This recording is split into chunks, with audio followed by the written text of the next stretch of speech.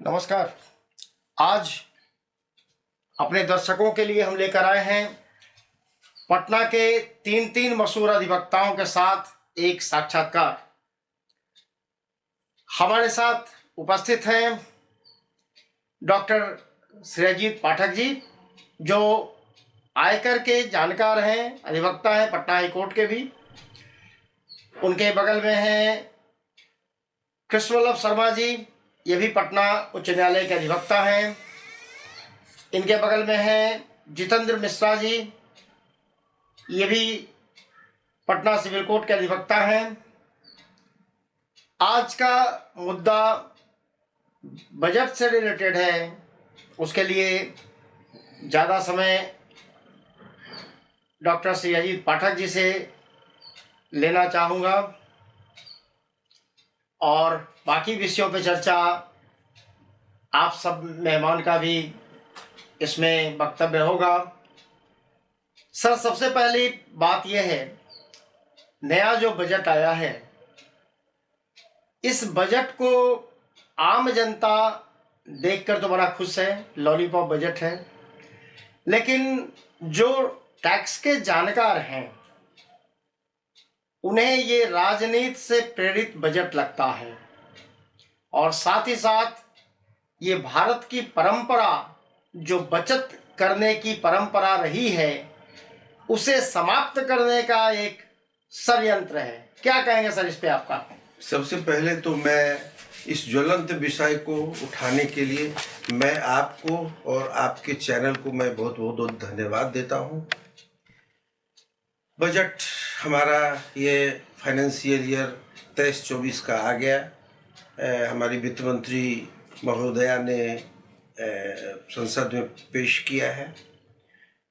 कुछ इस तरह का बजट है जो बहुत आकर्षक बजट लगता है, लेकिन हमारी दृष्टिकोण ये है कि ये बजट चुनावी बजट तो है ही है, ये आम लोगों को लुभाने का इसमें प्रयास किया गया है। और जो हमारी आदि परंपरा बचत की रही है, हमें बचपन में ही सिखाया गया था कि 1 रुपया कमाओ तो 4 आने बचाओ, और बचाने का मतलब ये था कि भविष्य के लिए लोग बचाते थे। लेकिन ये नए बजट ने ये बात कर दी कि धीरे धीरे लोगों को बजट बने कमाओ और पूरा बाजार में फूंक दो। बाजारवाद को बढ़ाने का ये बजट है और ये बजट में बचत की बात नहीं है, और ये बचत की बात नहीं होना हम लोगों के लिए ये अच्छी बात नहीं है। बजट तो वो सही होता है, बजट का मतलब ये होता है कि बजट ऐसा हो ताकि हम भविष्य के लिए, हम भविष्य के भी अपना भविष्य का भी निर्धारण कर सकें। भविष्य का निर्धारण इस बजट में नहीं संभव है। इसमें सर कई सेक्शन में कहा जाए तो बदलाव किया गया क्या? 87 मुख्य इसमें 87A जो एक सेक्शन था, जिसमें था कि लिमिट को 1 लाख से बने उस लिमिट को 2 लाख कर दिया गया। यानी 87 की लिमिट को 5 और 2 7 लाख तक नए टैक्स रिजीम में वो 7 लाख तक टैक्स नहीं लगेगा। लेकिन उस 7 लाख में वो 5 लाख नील 2 लाख तक का जो लिमिट है, वो 2 लाख का लिमिट 87A में है। 25,000 का लिमिट जो 5% होता है 25,000 का, वो खत्म हो जाएगा, तो 7 लाख का नहीं लेगा। लेकिन उस 5 लाख के लिमिट आने में उसको कोई भी रिबेट नहीं मिलेगा। सैलरी होल्डर्स को सिर्फ स्टैंडर्ड डिडक्शन मिलेगा और बाकी कोई डिडक्शंस उनको नहीं मिलेगा। सर, इसमें सेक्शन इंश्योरेंस का जो सेक्शन है 1010D, जिसमें मैच्योरिटी टैक्स फ्री होता है, वो भी अब एप्लीकेबल नहीं होगा? हाँ, एक जो पॉलिसी आपने 1/4/23 के बाद जो भी पॉलिसी इशू होगा, उसमें 5 लाख के बाद जो भी आपको पैसा मिलता है वो पैसा टैक्सेबल हो जाएगा। तब तो लोग इंश्योरेंस नहीं करवाएंगे। बहुत बड़ी बात है कि आप बचत लोग नहीं करेंगे। इतनी इंश्योरेंस कंपनियां, प्राइवेट और सरकारी इंश्योरेंस कंपनियां खुल गई हैं। कई लोग तो इंश्योरेंस इसीलिए कराते थे इस देश में कि उनको टैक्स की बचत होगी। टैक्स की बचत तो होएगी नहीं तो फिर क्यों कराएंगे। अब ये अमेरिकन स्टाइल है कि बस खाओ पियो मौज करो, बाजारवाद को बढ़ाने वाला ये बजट है। शर्मा जी क्या कहेंगे इस पे, इस सारे मुद्दे पे? क्या ये बीच ऑफ कॉन्ट्रैक्ट का मैटर बनता है क्या? देखिए, मेरा जहाँ तक सवाल है, हम इनकम टैक्स से कोई एक्सपर्ट नहीं है, लेकिन चूंकि सोशल ऑर्गेनाइजेशन भी चलाते हैं, पब्लिक ओरिएंटेड हैं, पब्लिक इंटरेस्ट को प्रोटेक्ट करने के लिए कॉन्स्टिट्यूशनल मैटर, क्रिमिनल मैटर वगैरह हम डील करते हैं, और साथ साथ धर्म विज्ञान, न्याय विधि विज्ञान, अर्थ विज्ञान वगैरह पर किताब वगैरह भी लिखे हुए हैं। तो जहाँ तक हमारा अपना मानना है, जो आप कहे इस सेशन की शुरुआत में ही भारतीय परंपरा की बात कहे, तो भारतीय परंपरा शुरू से बचत को प्रोत्साहन देने की रही है, और साथ साथ जो सबसे बड़ी बात है, भारत में शुरू से जो परंपरा रही है उसको स्वतंत्रता के बाद हम लोग इग्नोर करना शुरू कर दिया है। यहाँ पर शिक्षण संस्थान गुरुकुल सिस्टम ऑफ एजुकेशन से चलते थे, जिसमें संपूर्ण सार्थक, व्यावहारिक, वैज्ञानिक, सुव्यवस्थित शिक्षा की व्यवस्था हुआ करती थी, और शिक्षा के लिए यहाँ के जो भी राजा महाराजा हुआ करते थे, जो अभी वर्तमान समय में सरकार कही जाती है, तो राजा महाराजा भी एजुकेशनल इंस्टीट्यूशंस को प्रमोट करने के लिए, शिक्षा को प्रमोट करने के लिए, चिकित्सा व्यवस्था के लिए, कल्याण की व्यवस्था के लिए ब्राह्मण को दान दिया करते थे। और ब्राह्मण का मतलब यही है जो निस्वार्थ भाव से समाज सेवा के लिए समर्पित होता है, शिक्षा, चिकित्सा, कल्याणकारी संगठन वगैरह का संचालन करता है। और उसके लिए ऐसा यह भी निर्धारित था कि ईर्ष्या, द्वेष, क्रोध, लोभ, पूर्वाग्रह, पक्षपात, घृणा, मोह, भय, अहंकार, इन 10 प्रकार के दुर्गुणों से मुक्त होकर के धैर्य, धृति, दम, दया, क्षमा, प्रेम, परोपकार, विनम्रता, निर्भीकता, साहस, अध्यवसाय, विश्व बंधुत्व की भावना को धारण करके जो समाज की सेवा किया करता था। और यहाँ पे सद्गुण संस्कार के विकास के लिए भी था कि लगातार 7 पीढ़ी तक जो उस काम को करते रहता है, तो उसमें सद्गुण संस्कार का डेवलपमेंट होता है, पूरे समाज के लिए समर्पित हो पाता है।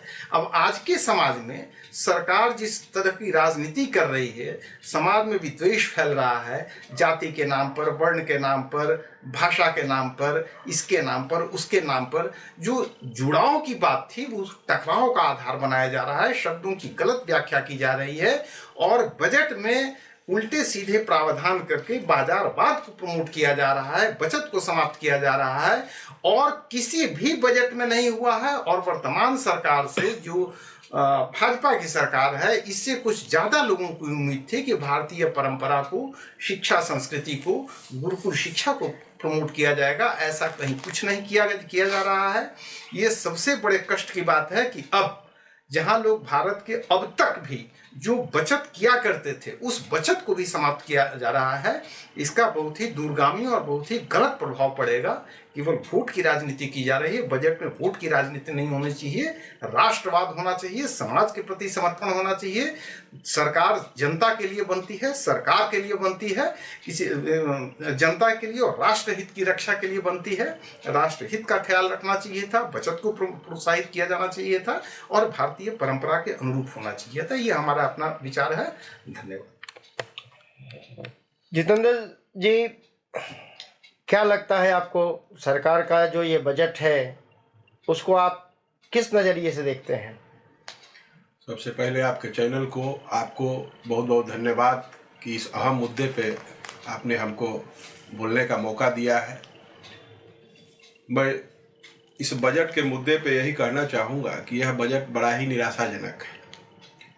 हमारे देश के प्रधानमंत्री जी पूरे 5 साल चुनावी मोड में रहते हैं, चाहे वो लोकसभा में हो या चुनावी प्रचार कर रहे हो। हर समय उनका एक ही मुद्दा है, चुनाव, चुनाव और चुनाव में आंकड़े का खेल, कैसे वो आगे बढ़ सकते हैं। इसी पर आधारित उनकी सारी व्यवस्थाएं देखने को मिल रही है, जो जनहित में बहुत ही इसको व्यापक रूप से निराशाजनक कहा जा सकता है। और इस बार का बजट केवल चुनावी ही कहा जाएगा। चूंकि बजट जैसे मुद्दे पे आपने कहा, सर ने भी बहुत प्रकाश डाला इस पर कि यह जो है बचत को ख़त्म कर देगा। निश्चित रूप से अब जो आएगा 1 अप्रैल के बाद से जो लोग इन्वेस्ट करेंगे वो इंश्योरेंस से मुंह मोड़ लेंगे। इंश्योरेंस जो सेक्टर है अपने यहाँ 2000 के बाद से बहुत व्यापक रूप में आया और बहुत लोग इसके माध्यम से अपना बचत कर रहे थे, सुरक्षित हो रहे थे, क्योंकि इसमें एक मुद्दा था कि टैक्स का छूट, इसके वजह से लोग उसकी तरफ जा रहे थे। अब जब उसको टैक्स में छूट नहीं मिलेगा जनता को, तो वो क्यों जाएगा इंश्योरेंस की तरफ। और इंश्योरेंस के क्षेत्र में गिरावट आने से बेरोजगारी बढ़ेगी।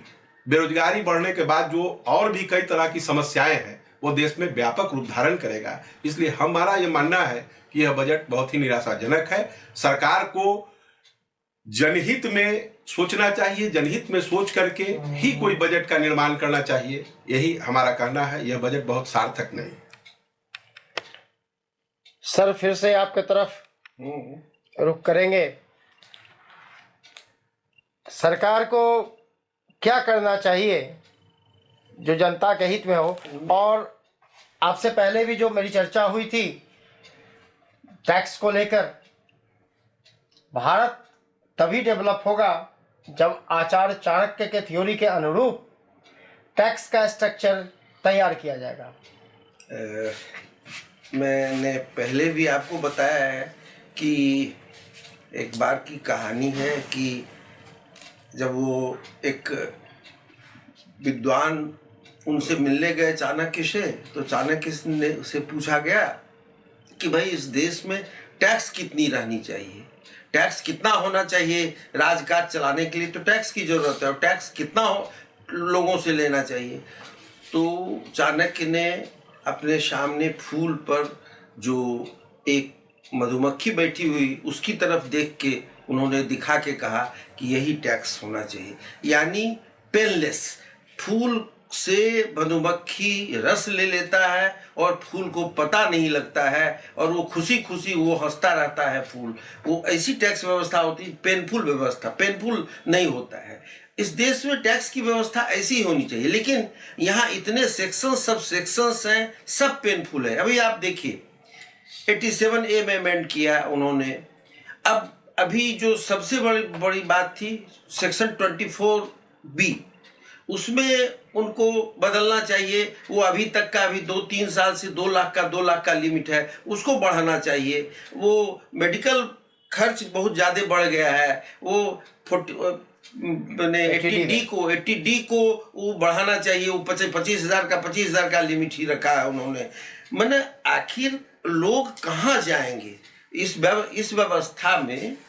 अगर ऐसी व्यवस्था रहेगी तो टैक्स की चोरी बढ़ेगी। लोग चाहेंगे कि किस तरह से हम कम से कम टैक्स दें। ये प्रवृत्ति टैक्स देने की नहीं रहेगी। तो हमारा अपना मानना है कि छूट को बढ़ाना चाहिए था।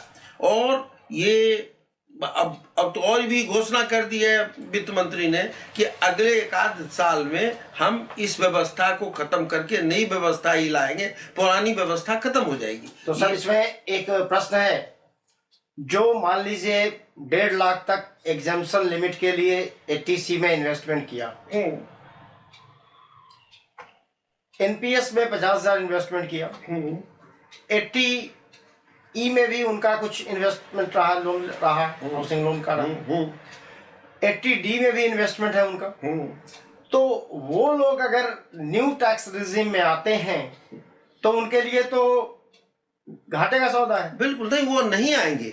एक व्यवस्था, एक अच्छी व्यवस्था इसमें ये की गई है ना कि आप जो प्रॉफिटेबल हो उसमें आप रहें। ये एक अच्छी बात है कि जहां जहां प्रॉफिट हमको लगेगा, हम न्यू में लगेगा तो न्यू में, ओल्ड में। लेकिन नहीं, अभी आपने कहा कि बजट में वित्त मंत्री जी ने कहा कि अगले 2 सालों के बाद ओल्ड टैक्स रिजीम को हटाकर हम नई टैक्स रिजीम को ही एप्लीकेबल करेंगे। हाँ बिल्कुल। तो दैट मीन्स कि ये सारे प्रोविजंस को समाप्त कर दिया जाए। हाँ बिल्कुल। यही तो दुख की बात है कि अब जो लोग 1-2 साल के बाद, देखिए जो ट्रेडिशनल टैक्स पेयर्स हैं, जिनका लाइफ इंश्योरेंस का पॉलिसी चल रहा है, वो प्रीमियम दे रहे हैं, वो तो बंद नहीं करेंगे। जो PPF में जमा कर रहे हो, PPF में जमा करेंगे।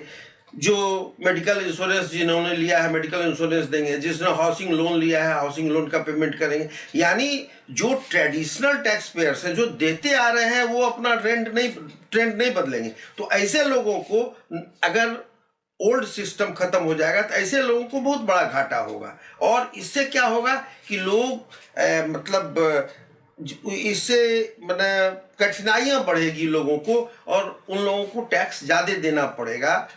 नए नए जो टैक्स पेयर से जो कोई इन्वेस्टमेंट नहीं करते हैं उनको कम टैक्स देना पड़ेगा और कम उनको बर्डन पड़ेगा, और पुराने वाले को ज़्यादा लगेगा।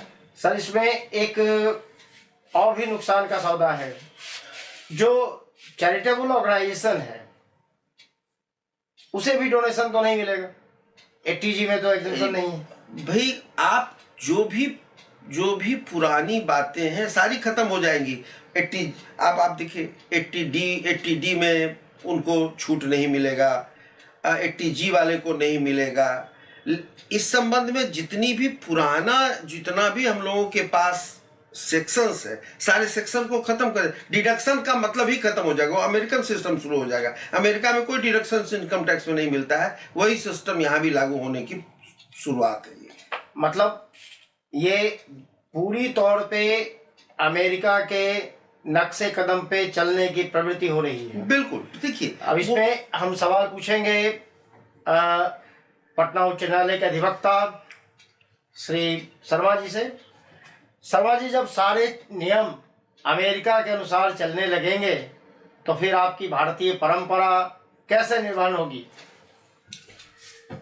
देखिए, हमारे यहाँ सबसे बड़ी समस्या यही रही है कि भारत की सरकार हो, यहाँ के न्यायविद हों, यहाँ के इकोनॉमिस्ट हों, सब लोग अंधा अनुकरण कर रहे हैं पश्चिम के देशों का, इंग्लैंड का और अमेरिका।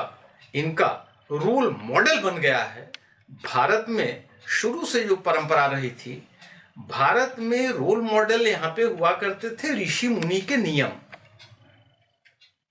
न्याय विधान भी, विधि विधान तैयार करने का, संविधान तैयार करने का उसको अधिकार होता था जो वेद का ज्ञाता हो, अर्थशास्त्र का ज्ञाता हो, नीति शास्त्र का ज्ञाता हो।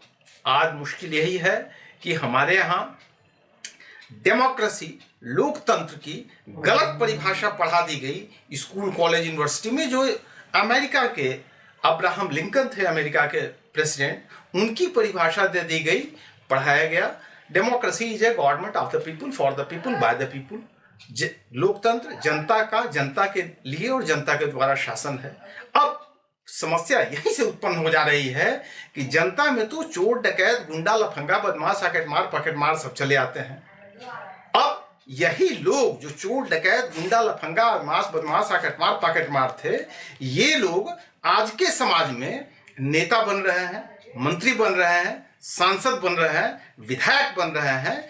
और ऐसे लोगों को नीति शास्त्र क्या है, अर्थशास्त्र क्या है, न्याय विधान क्या होता है, कैसे न्याय विधान बनता है, लेजिस्लेशन का स्पेलिंग तक जिसको नहीं मालूम है, उसको न्याय विधान का नियम, कानून, प्रावधान तैयार करने की जिम्मेवारी दे दी गई है। मतलब आप कहना चाहते हैं कि जो वित्त मंत्री हैं उन्हें अर्थशास्त्र का जरा भी ज्ञान नहीं है? यदि सचमुच में भारतीय अर्थशास्त्र का ज्ञान होता, भारतीय परंपराओं का ज्ञान होता, तो इस तरह से इंग्लैंड और अमेरिका का अंधा अनुकरण नहीं होता। आज हर विषय पर यही स्थिति उत्पन्न हो रही है।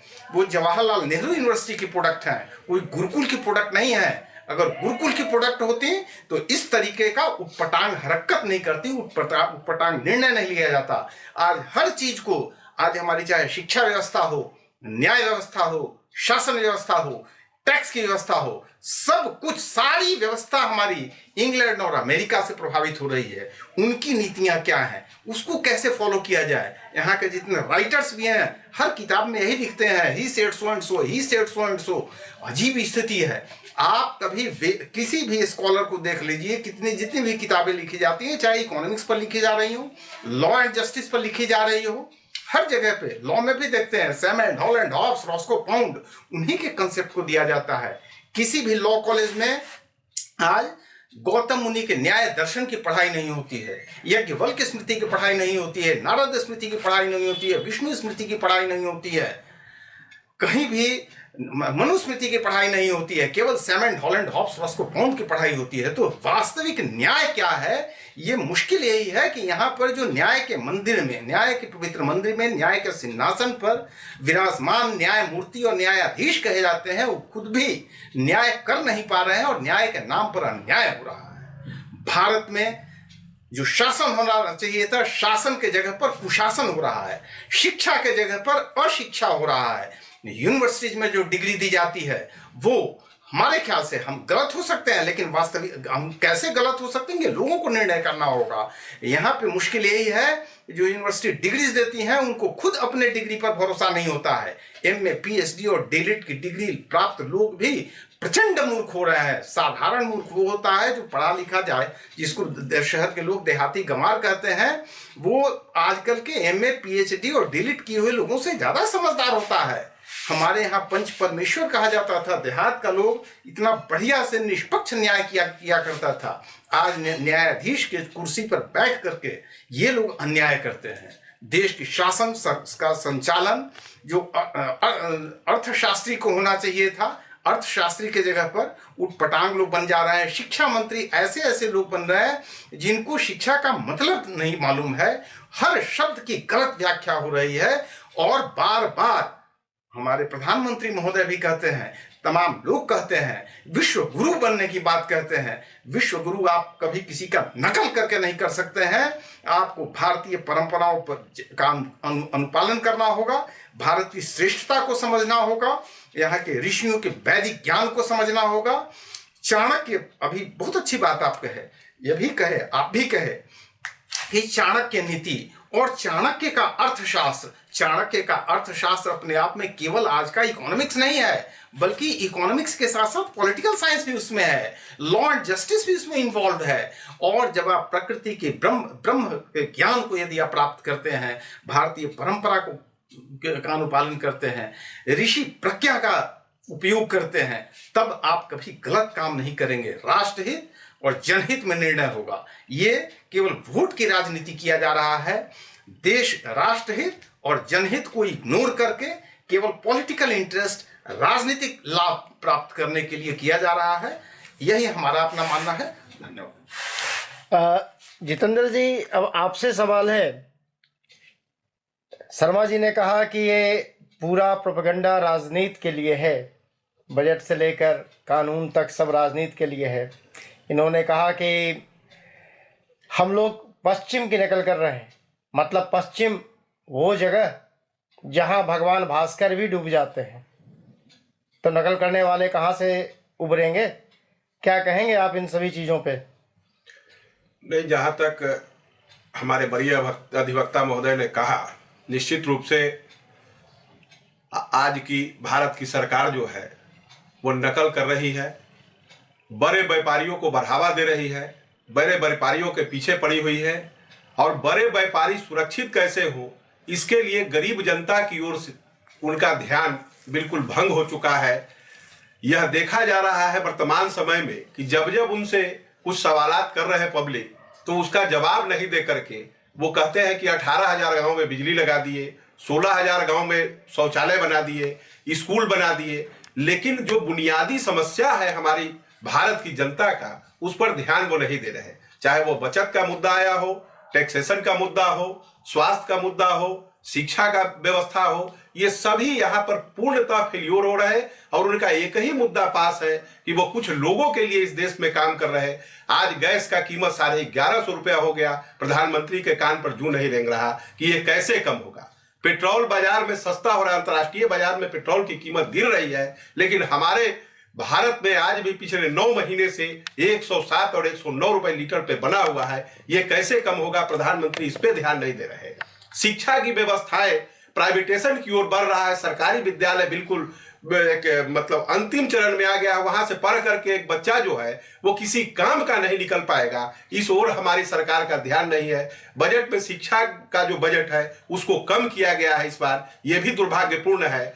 बेटी पढ़ाओ बेटी बचाओ कार्यक्रम के लिए प्रधानमंत्री जी ने पूरा नारा लगाया पूरे देश में, इस बार उसमें भी बजट को कम कर दिया गया है। तो हमको ये लगता है कि ये कुछ लोगों के हाथ में आज की सरकार चली गई है और पश्चिमी सभ्यता का बढ़ावा देने का जहां तक मामला है वह पूर्णतः सत्य है कि ये पश्चिमी की ओर बढ़ रहे हैं और हम लोग डूबने के कगार पे खड़े हैं। इसलिए हम इनके बात का सहमति प्रदान करते हैं और भारत सरकार से अपील करते हैं कि इन बुनियादी समस्याओं पर, रोटी कपड़ा और मकान जैसे बुनियादी समस्याएं जिससे 60% जनता प्रभावित हो रही है, उसको एक अच्छा प्लेटफॉर्म दे और बेरोजगारी जैसी समस्याओं पर ध्यान दे करके इस देश को मजबूत बनाए।